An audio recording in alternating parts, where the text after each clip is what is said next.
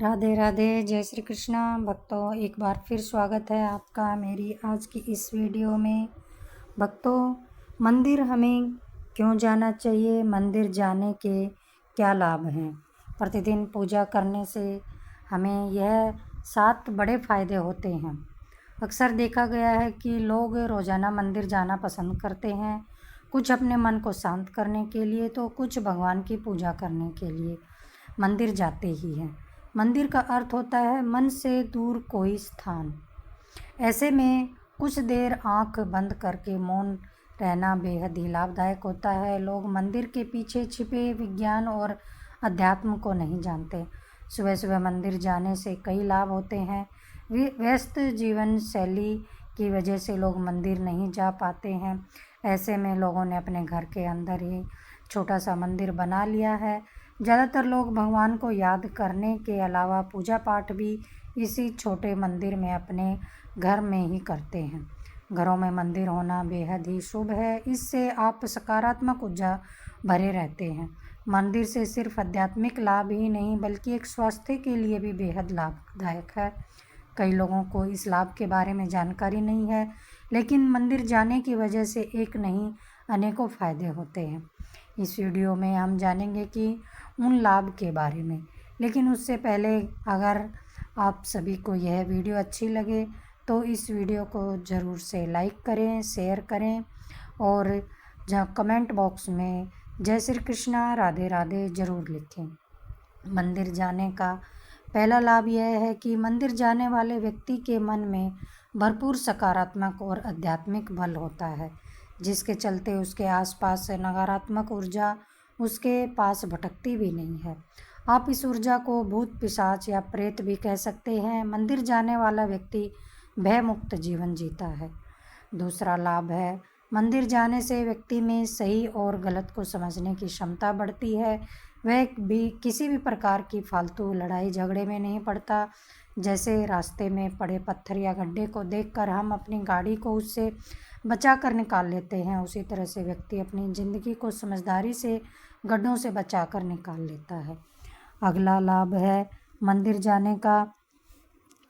जाने वाले व्यक्ति का कोई भी शत्रु किसी भी बुरी विद्या के माध्यम से उसका कुछ भी नहीं बिगाड़ सकता है। कई लोग अपने कार्य व्यवहार से दूसरों को नाराज़ कर देते हैं, जिससे उनके शत्रु बढ़ जाते हैं। कमज़ोर शत्रु अक्सर सामने से लड़ाई नहीं करते, वे पीछे से वार करते हैं, जिन्हें अंधविश्वास की श्रेणी में रखा जाता है। लेकिन मंदिर जाने वाले लोगों को इससे कोई नुकसान नहीं हो सकता। अगला लाभ यह है कि मंदिर जाकर मन में विश्वास और आत्मबल का संचार होता है, जिससे मन में किसी भी प्रकार का दुख या शोक नहीं रहता है। व्यक्ति सभी परिस्थितियों में संतुलित रहता है। संतुलित अर्थात वह न तो भावना में बहता है और न ही कठोर होता है। हर परिस्थिति उसके लिए सामान्य हो जाती है। अगला लाभ यह है कि प्रतिदिन मंदिर जाने वाले के मन और मस्तिष्क में क्लेश या क्रोध नहीं होता।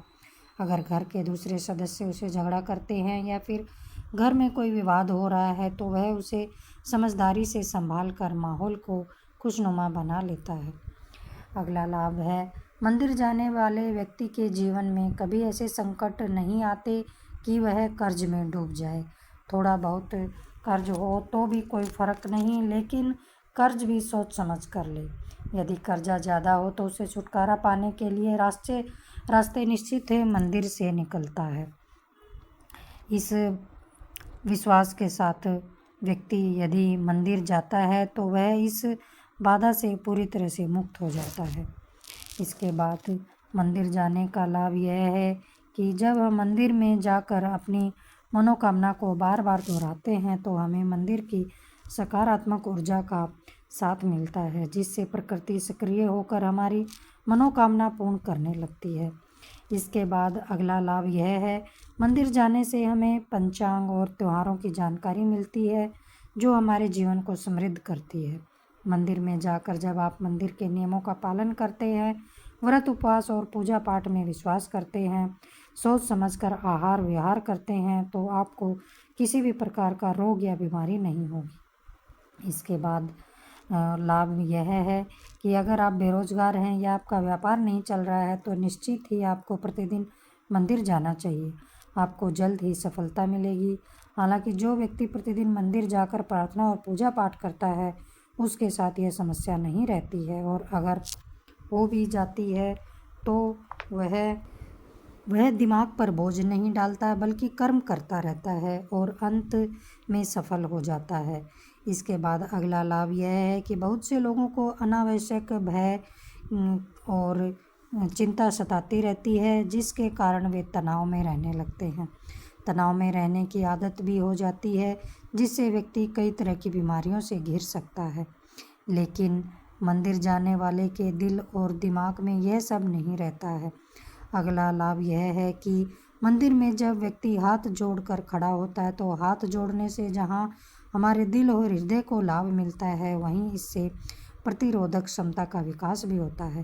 कहते हैं कि हथेलियों और उंगलियों के उन बिंदुओं पर दबाव पड़ता है जो शरीर के कई अन्य अंगों से जुड़े होते हैं, जिससे उन अंगों से ऊर्जा का संचार होता है। इसके बाद लाभ यह है कि जब हम मंदिर में आरती या कीर्तन के दौरान ताली बजाते हैं तो यह हमें एक्यूप्रेशर का काम करती है। इससे हमारा रक्त संचार सुचारू रूप से संचालित होता है और शरीर की मांसपेशियां भी मजबूत होती हैं। इसके बाद अगला लाभ यह है कि यदि आप प्रतिदिन मंदिर जा रहे हैं तो आप अपने जीवन में आने वाली उन घटनाओं से बच सकते हैं जो आकस्मिक आती हैं, जैसे कि दुर्घटना है, हत्या है, आत्महत्या है जैसी नकारात्मक आपकी ज़िंदगी में दूर बनी रहती है। इसके बाद लाभ है कि मंदिर में कई तरह के सुगंधित फूल अर्पित किए जाते हैं, जिनकी सुगंध से मन प्रफुल्लित होकर अवसाद से मुक्ति पा जाता है। फूलों के विभिन्न रंगों से अंतर्मन को शांति मिलती है। इसके बाद अगला लाभ यह है कि आरती या चालीसा या जाप करने से हमारी वाणी दोष भी दूर होता है। ओम के उच्चारण से हमारा चित्त एकाग्र होता है। इसके बाद अगला लाभ यह है कि आरती के बाद जब हम नमस्कार और दंडवत प्रणाम करते हैं तो हमारे मन में विनम्रता और श्रद्धा का भाव जागृत होता है। इससे अहंकार और घमंड का नाश होता है। इसके बाद अगला लाभ यह होता है कि यदि आप दिन प्रतिदिन मंदिर जाते हैं तो आप पर किसी भी प्रकार के ग्रह और नक्षत्रों का बुरा प्रभाव नहीं पड़ता है। ग्रह बाधा से आप मुक्त रहते हैं। मंगल दोष, शनि या फिर अन्य किसी प्रकार की ग्रह की बाधा हो, साढ़े साती हो, ढैया हो या राहु की महादशा चल रही हो तो घबराने की ज़रूरत नहीं है। नंबर 19 में यह फायदा बताया गया है कि प्रातःकाल पैदल ही मंदिर जाने से व्यापार में वृद्धि होती है और हमें प्राणवायु भी अच्छी तरह से प्राप्त होती है। प्रतिदिन सूर्य की धूप के स्पर्श से सेहत में सुधार होता है। इसके बाद 20वें नंबर पे फायदा यह है कि हर मंदिर में पीपल, बरगद, नीम, केला और तुलसी आदि के वृक्ष होते हैं। जब हम इन वृक्षों में जल अर्पण करते हैं या उन्हें नमस्कार करते हैं तो यह वृक्ष भरपूर ऑक्सीजन के साथ हमारे साथ दिव्यता भी हमें प्रदान करते हैं, जो कि स्वास्थ्य और मस्तिष्क के लिए बहुत ही अधिक लाभकारी है। इससे हमारे मन में शांति आती है। 21 नंबर पर फायदा बताया है कि आरती लेने से हमारी हथेली की कोशिकाओं को दिव्य ऊष्मा मिलती है और हमारे भीतर मौजूद सभी विषाणु और जीवाणु समाप्त हो जाते हैं। जब हम आँखों पर हथेलियाँ रखते हैं तो उनकी गर्माहट आँखों के पीछे की सूक्ष्म रक्त वाहिकाओं को खोल देती हैं, जिससे उनमें अधिक रक्त प्रवाहित होने लगता है और हमारी आँखों की ज्योति बढ़ती है। अगला लाभ बताया है, मंदिर जाने से धार्मिक ज्ञान भी बढ़ता है, क्योंकि वहाँ गीता, वेद, उपनिषद आदि के बारे में जानकारी मिलती रहती है। इसके बाद अगला लाभ बताया है, मंदिर की भूमि को सकारात्मक ऊर्जा का क्षेत्र माना जाता है। यह ऊर्जा भक्तों में पैरों के जरिए ही प्रवेश करती है, इसलिए हम मंदिर के अंदर नंगे पांव जाते हैं। अगला लाभ है, मंदिर में भगवान की परिक्रमा से जहाँ सेहत के लाभ मिलते हैं, वहीं यह धरती के गुरुत्वाकर्षण की शक्ति से जुड़कर हमारे शरीर का तनाव निकाल देती है। साथ ही मंदिर के गुंबद और उसके क्लश से प्रभावित हो रही ऊर्जा हमारे शरीर को प्रभावित करके सकारात्मक ऊर्जा प्रदान करती है। इसके बाद मंदिर में घंटी की टंकार करीब 7 सेकंड तक बजती है, जो मन और मस्तिष्क से विवाद हटाकर शांति प्रदान करती है। ऐसा भी कहा जाता है कि छोटी घंटी से पितृदोष संतुलित होता है, साथ ही इस ध्वनि से बैक्टीरिया भी नष्ट हो जाते हैं। अगला लाभ बताया है, आरती के बाद जब शंख बजाया जाता है तो यह श्रद्धालुओं के लिए बहुत ही सुखद और स्वास्थ्यवर्धक होता है। शंख बजाने वाले के फेफड़े भी मजबूत होते हैं। इसके बाद प्रतिदिन मंदिर जाकर जब व्यक्ति अपने मस्तक या दोनों बाहों के बीच चंदन या केसर का तिलक लगाता है तो इससे शांति का अनुभव करता है और एकाग्रता भी बढ़ती है। दरअसल जहाँ तिलक लगाया जाता है उसके ठीक पीछे आत्मा का निवास होता है। आज्ञा चक्र और सहस्त्रार चक्र के बीच के बिंदु पर आत्मा निवास करती है, जो नीले रंग की होती है। अतः चंदन लगाने से आध्यात्मिक लाभ भी होता है। इसके बाद यह लाभ बताया है, मंदिर में कपूर और अगरबत्ती की सुगंध से एक और जहाँ मन और मस्तिष्क से नकारात्मक विचार हटते हैं, वहीं हमारी रोग प्रतिरोधक क्षमता भी बढ़ती है। यह हमें जैविक संक्रमण से भी बचाती है। मंदिर की सुगंधित हवा में रहने से बैक्टीरिया नष्ट हो जाते हैं और किसी भी प्रकार का वायरल इन्फेक्शन भी नहीं होता है, क्योंकि मंदिर में कपूर का धुआं रहता है। अगला लाभ है, अर्थव्यवस्था की अधिकता और अनेक तत्वों का दायित्व हो तो मंदिर जाने से हमारा सामाजिक प्रतिष्ठा बढ़ती है, साथ ही हमें जान पहचान भी बढ़ती है। मंदिर में दिए गए दान के अनेक लाभ होते हैं।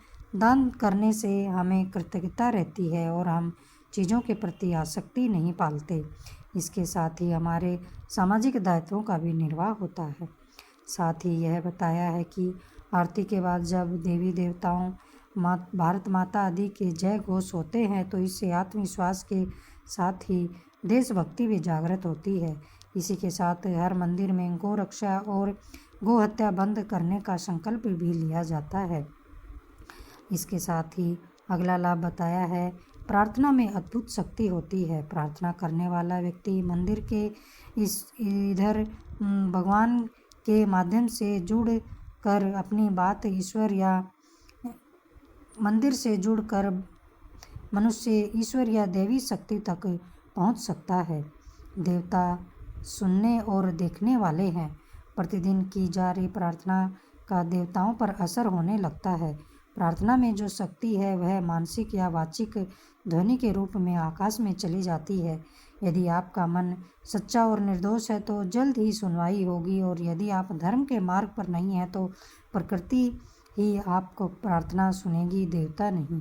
प्रार्थना का दूसरा पहलू यह है कि प्रार्थना करने से मन में विश्वास और सकारात्मक भाव जागृत होते हैं, और जो जीवन के विकास और सफलता के लिए अत्यंत ही आवश्यक है। इसके बाद यह लाभ बताया है मंदिर जाने का कि मंदिर में प्रवेश से पूर्व शरीर और इंद्रियों को जल से शुद्ध करने के बाद आचमन करना जरूरी है। इस शुद्ध आचमन करने की प्रक्रिया को ही आचमन कहते हैं। आचमन करने से हमें जो फल मिलता है वह अत्यंत ही महान होता है। पहले उंगलियां मिलाकर एकाग्रचित्त से पवित्र जल से बिना शब्द किए ही 3 बार आचमन करने से महान फल मिलता है। आचमन हमेशा 3 बार करना चाहिए, इससे मन और शरीर शुद्ध होते हैं। अगला लाभ यह होता है मंदिर जाने का कि जिसकी भीतरी सतह से टकरा कर ऊर्जा तरंगे और ध्वनि तरंगे व्यक्ति के ऊपर पड़ती हैं मंदिर के शिखर की, तो यह परावर्तित किरणें तरंगे मानव शरीर की आवृत्ति बनाए रखने में सहायक होती हैं। व्यक्ति का शरीर इस तरह से धीरे धीरे मंदिर के भीतरी वातावरण से सामंजस्य स्थापित कर लेता है। इस प्रकार मनुष्य असीम सुख का अनुभव करता है। पुराने मंदिर धरती के सकारात्मक ऊर्जा के केंद्र होते हैं। इसके बाद मंदिर जाने से हमें यह लाभ होता है कि भगवान के दर्शन, पूजा और आरती के बाद जब हमें तुलसी दल मिलता है, चरणामृत और प्रसाद मिलता है, यह हमारे स्वास्थ्य के लिए बहुत ही फायदेमंद होता है। आयुर्वेद के मुताबिक यह चरणामृत हमारे शरीर के तीनों दोषों को संतुलित रखता है। चरणामृत के साथ ही दी गई तुलसी को हम बिना चबाए निगल लेते हैं, जिससे हमारे सभी रोग ठीक हो जाते हैं। अगला लाभ यह होता है कि पूजा एक रासायनिक क्रिया है जो कि सिर्फ इस समय के लिए नहीं होती। इससे मंदिर के भीतर वातावरण की पीएच वैल्यू कम हो जाती है, जिससे व्यक्ति की पीएच वैल्यू पर असर पड़ता है। यह ऑर्गेनिक क्रिया शारीरिक रसायन को बदल देती है और यह क्रिया बीमारियों को ठीक करने में सहायक होती है। दवाइयाँ भी यही क्रिया करती हैं जो मंदिर जाने से होती है। आप सभी भक्तों को यह जानकारी कैसी लगी, आप सब मुझे कमेंट करके ज़रूर बताएं। और यह वीडियो अगर आप सभी को अच्छी लगी हो तो इसे लाइक करें और औरों में भी शेयर करें। जय श्री कृष्णा, राधे राधे।